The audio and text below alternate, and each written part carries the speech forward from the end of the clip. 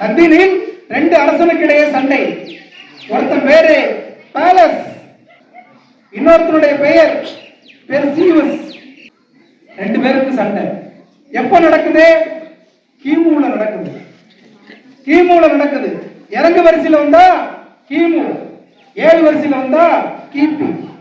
கிமு 168ல பேலஸுக்கும் பெர்சியூஸுக்கும் சண்டை. இந்த சண்டையில பெர்சியூஸ் தோற்று போயிட்டான்.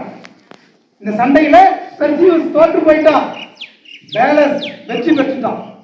வெற்றி பெற்றவன் தோல்வி அடைஞ்சவன் என்ன தெரியுங்களா கேட்டான்? உன்னுடைய நாட்டுடைய கருவூலம், பண கருவூலத்தை கொடுங்கள் என்று கேட்கவில்லை.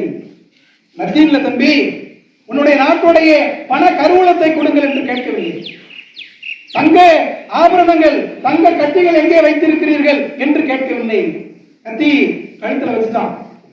பேலஸ் பெர்சியூஸினுடைய கழுத்துல கத்தியை வச்சுட்டு கேட்கிறான், இந்த நாட்டுக்கென்று நீ சிறப்பாக உருவாக்கி வைத்திருக்கிறாயே ஒரு நூலகம், அந்த நூலக சாவியை என்னிடத்தில் ஒப்படைத்து விடு, இல்லை என்றால் உன்னுடைய உயிர் போய்விடும்.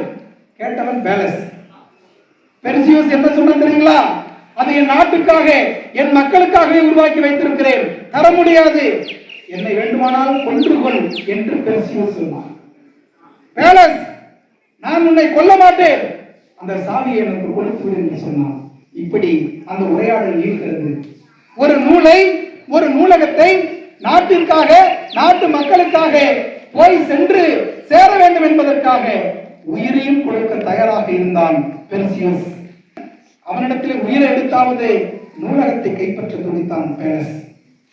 இதே லத்தீன் இலக்கியம் சொல்கிறது.